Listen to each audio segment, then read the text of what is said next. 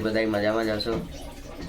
મારા અવનવા વ્લોગ જોવા માટે મારી યુટ્યુબ ચેનલ રીલોમની દુનિયાને જરૂરથી સબસ્ક્રાઈબ કરજો અને બેલ આઇકન પર ક્લિક કરજો, જેથી કરીને બધાને મારા વિડીયો જેવા જ અપલોડ થાય એમ તરત જ તમને ખબર પડી જાય। ચાલો આજે બીજા વ્લોગમાં આપનું હાર્દિક સ્વાગત છે। આપણે આજે બનાવશું મેથી ગોટા। જોઈ શકો છો ગાઈસ, હવે આપણે થોડુંક એવું લસણ લઈને લસણ વાટી લેશું। હવે એમાં 2 થી 3 મોળા મરચાં લઈ ને એને પણ વાટી લેશું।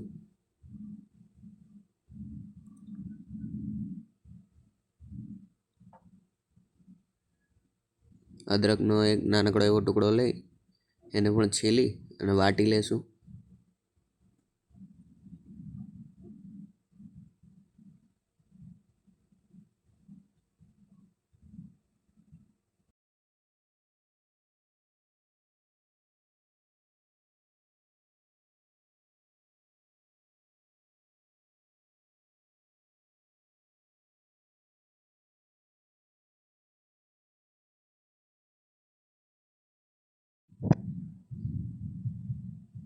જોઈ શકો છો ગાઈસ, આવું સરસ મસ્ત વટાઈ ગયું છે।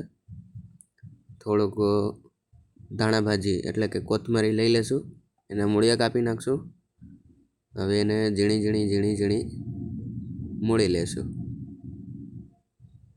જોઈ શકો છો એકદમ નાની નાની કાપી લેવાની છે। પછી એની અંદર નાખશું થોડીક આપણે મેથીની ભાજી। મેથીની ભાજીને કોથમીરને મિક્સ કરી લેશું અને ધોઈ લેશું। કોથમરી અને મેથી ધોઈ લીધી છે। હવે એમાં નાખશું આપણે થોડા આખા ધાણા, એમને મજામ હાથમાં કચરીને થોડા નાખી દેશું। જોઈ શકો છો તૂટી જશે ધાણા, એટલે નાખી દેવાના એમાં। પછી આપણે નાખશું થોડા અજમા।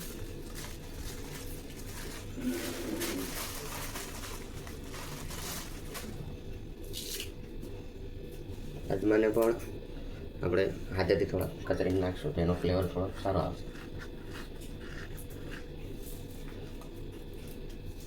અજમા નાખ્યા પછી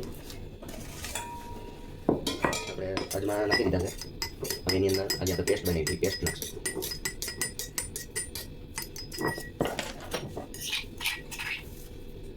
પેસ્ટ એને નાખી દઈશું।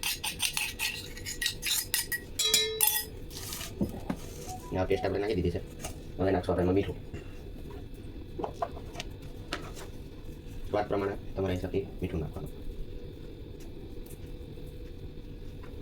પછી થોડી જેવી હળદર।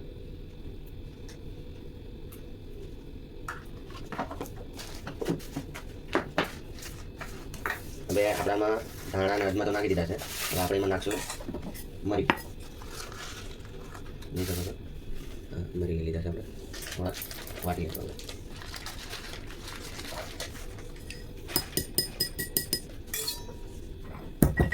મરી થોડા કચરા આપણે કાઢી નાખશું,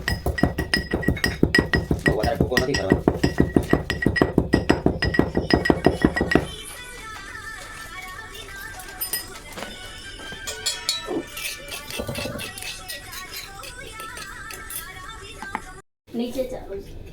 હવે આપણે સરસ રીતનાથી જોઈ શકો છો મરીને વાટી લીધા છે। હવે આપણે મરીને નાખી દેશું આ મિક્સરની અંદર।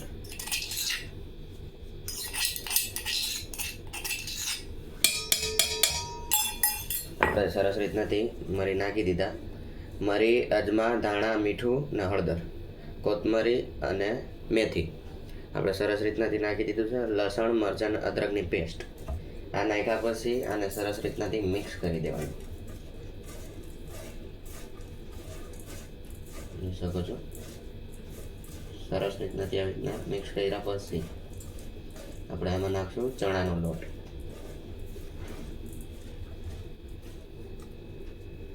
જોઈ શકો છો સરસ રીતનાથી મિક્સ થઈ ગયું છે। હવે આપણે આમાં ચણાનો લોટ નાખશું।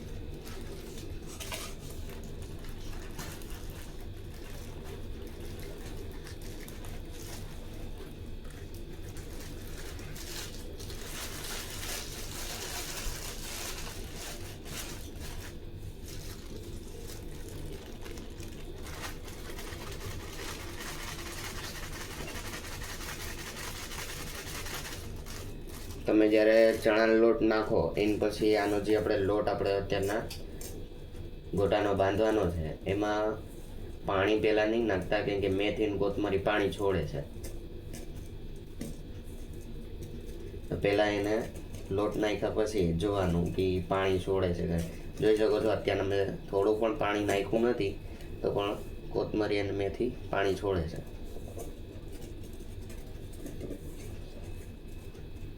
થોડોક હજુ લોટ જશે આમાં.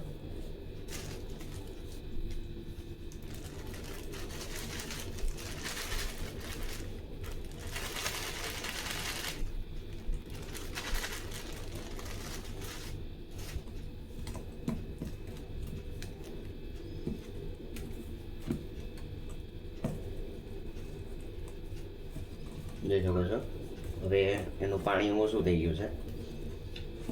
હવે આપણે જેટલું ભજીયા માટે જોઈએ છે એટલે આપણે થોડુંક એમાં પાણી નાખવું પડશે.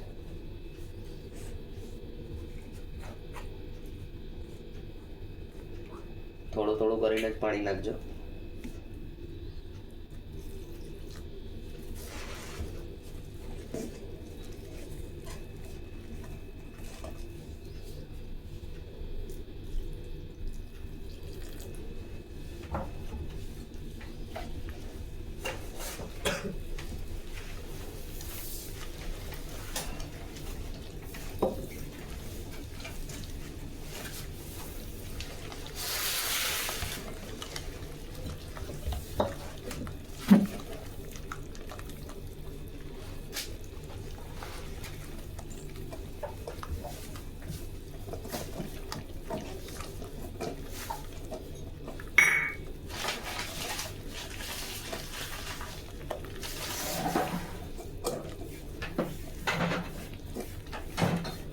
જોઈ શકો આવું ભજીયાનું આપણે મસ્ત બેટર કેવું બનાવતા હોય છે આપણે એવું જ આપણે આ ગોટાનું બેટર બનાવી દીધું છે. જોઈ શકો છો આમ સરસ રીતનાથી આપણે તેલમાં મૂકશું એટલે મેથીના ગોટા સરસ બનશે. એને એક ડાયરેક્શનમાં સરખા ફેટવાના.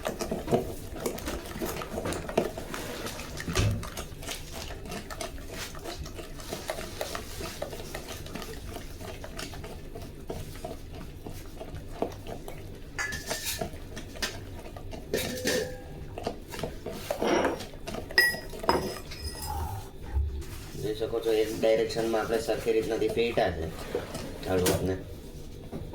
તો આ લોટમાં એર થશે અને એર થશે એટલે એનો થોડોક કલર ચેન્જ થઈ જ જશે, એ તમને દેખાઈ જ જશે.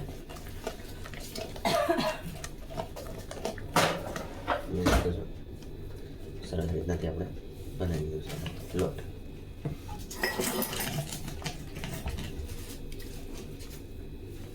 હવે આપણે આ લોટ બનાવી લીધો છે. હવે આપણે આને તળશું. જે આ બેટર તૈયાર છે હવે આપણે આ બેટરમાં નાખશું થોડું સોડા, જેથી કરીને ગોટા થોડા ફૂલેલા બને. જોઈ શકો છો આપણે એટલો મીઠો સોડા નાખી દઈશું.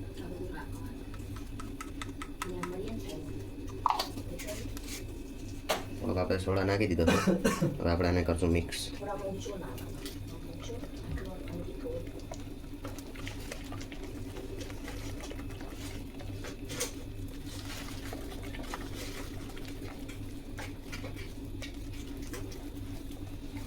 જોઈ શકો છો આપણે સરસ રીતના ત્યાં મિક્સ થઈ ગયું છે. હવે આપણે તેલને જોશું, તેલ ગરમ થઈ ગયું હોય એ પ્રમાણેથી આપણે નાખશું. પછી એનું બેટર થોડું કેવું આમ નાખીને જોશું.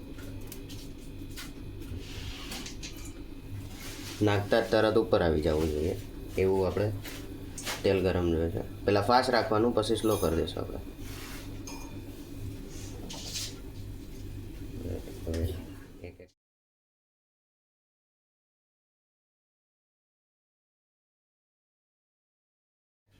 અને એક સાઈડથી પાકી ગયા છે એટલે પલટાવી દઈશું.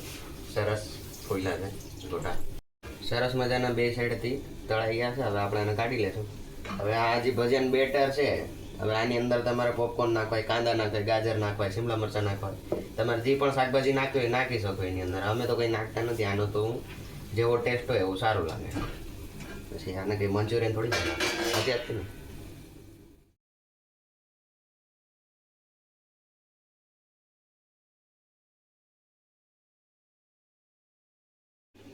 જોઈ શકો છો ગાઈસ, આપણે આ ગોટા સરસ રીતનાથી તળાઈ ગયા છે. બતાવો અહીંયા.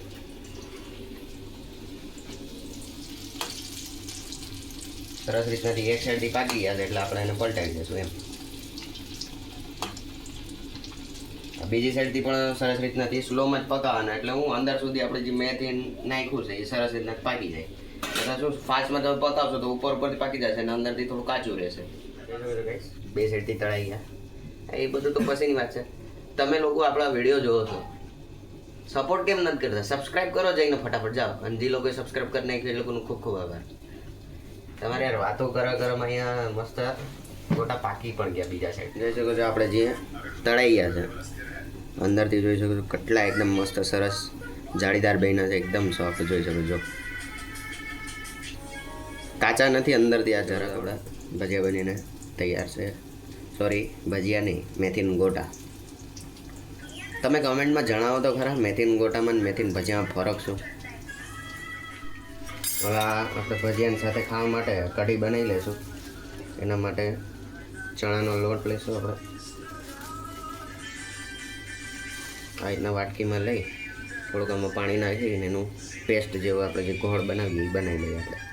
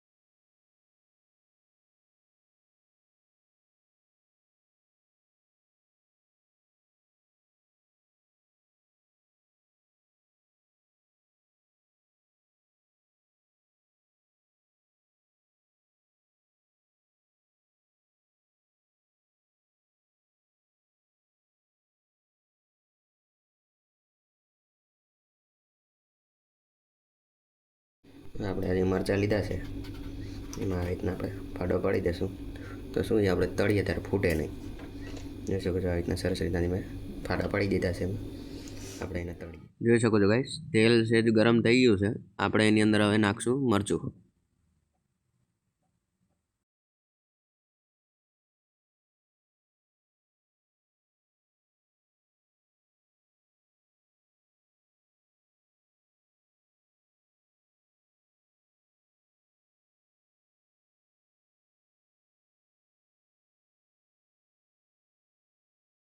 જોઈ શકો છો ગાઈસ, આપણે આ મેથીના ગોટા બની ગયા છે, સાથે કઢી અને તળેલ મરચાં. હવે એક હું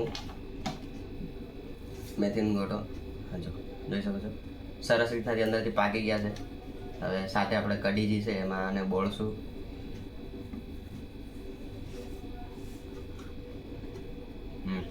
વાહ, એકદમ ગુજરાતમાં જ પહોંચી ગયા. એક મરચાંની બાઈટ પણ લઈ લો. બહુ સરસ, એકદમ સરસ બન્યા છે મેથીના ગોટા. કઢી પણ બહુ સરસ બની છે અને મરચાં તો સાથે એકદમ જબરદસ્ત ટેસ્ટ આપે છે. જો તમને પણ આ જોઈને મોઢામાં પાણી આવતા હોય, આપણી ચેનલને સબસ્ક્રાઈબ કરો, લાઈક કરો અને કમેન્ટ કરો. હવે કોઈ એમ નહીં કહેતા કે મોઢામાં પાણી આવતું હોય એનાથી ચેનલ સબસ્ક્રાઈબ કરવાથી શું મળશે, એના માટે નથી કહેતો. આવા જ આવી નવા બ્લોગ જોવા તમને મળતા રહેશે એટલા માટે કહું છું. આને જોઈને મોઢામાં પાણી આવતું હોય, સ્વિગી ખોલો, ગમે તે ખોલીને તમને જે પણ ખાવાની ઈચ્છા હોય મંગાવી લ્યો અને ખાઈ લ્યો. અને મેથીના ગોટા ખાવા હોય માર્કેટ જાઓ, મેથીની ભાજી લઈ આવો. તમારી મમ્મીને કહો, બેનને કહો, અને તમને આવડે તો તમે બનાવો, ખાઈને કરો મોજ મોજ. શિયાળાની ઠંડીમાં તો મેથીના ગોટા હોય ગરમ ગરમ અને કઢીને મરચાં મળી જાય ને, બીજું બાકી કંઈ ના જોઈએ. એકદમ ટેસ્ટી છે. ચાલો હવે મને ખાવા દો. મળશું એક નવા બ્લોગ સાથે. ત્યાર સુધી જય દ્વારકાધીશ.